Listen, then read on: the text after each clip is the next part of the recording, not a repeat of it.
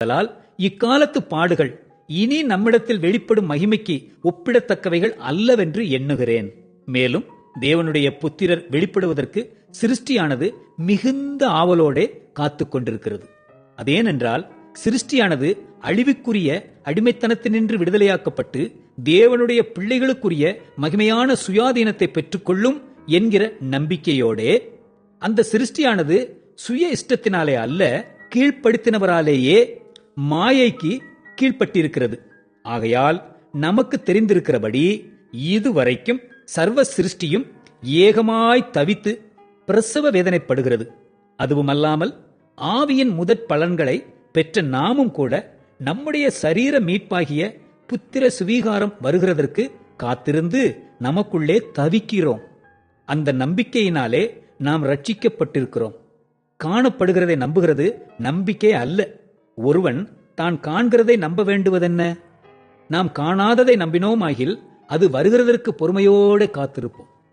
அந்தப்படியே ஆவியானவரும் நமது பலவீனங்களில் நமக்கு உதவி செய்கிறார். நாம் ஏற்றபடி வேண்டிக் கொள்ள வேண்டியது என்னதென்று அறியாமல் இருக்கிறபடியால் ஆவியானவர் தாமே வாக்கு கடங்காத பெருமூச்சுகளோடு நமக்காக வேண்டுதல் செய்கிறார். ஆவியானவர் தேவனுடைய சித்தத்தின்படியே பரிசுத்தவான்களுக்காக வேண்டுதல் செய்கிறபடியால் இருதயங்களை ஆராய்ந்து பார்க்கிறவர் ஆவியின் சிந்தை இன்னதென்று அறிவார். அன்றியும் அவருடைய தீர்மானத்தின்படி அழைக்கப்பட்டவர்களாய் தேவனிடத்தில் அன்பு கூறுகிறவர்களுக்கு சகலமும் நன்மைக்கு ஏதுவாக நடக்கிறதென்று அறிந்திருக்கிறோம். தம்முடைய குமாரன் அநேக சகோதரருக்குள்ளே முதற் பேரானவராய் இருக்கும் பொருட்டு தேவன் எவர்களை முன்னறிந்தாரோ அவர்களை தமது குமாரனுடைய சாயலுக்கு ஒப்பாய் இருப்பதற்கு முன் குறித்திருக்கிறார்.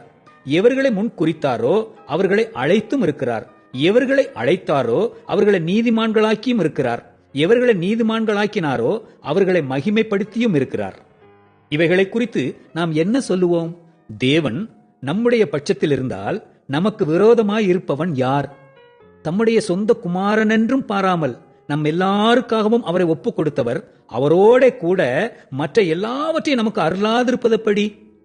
தேவன் தெரிந்து கொண்டவர்கள் மேல் குற்றம் சாட்டுகிறவன் யார்?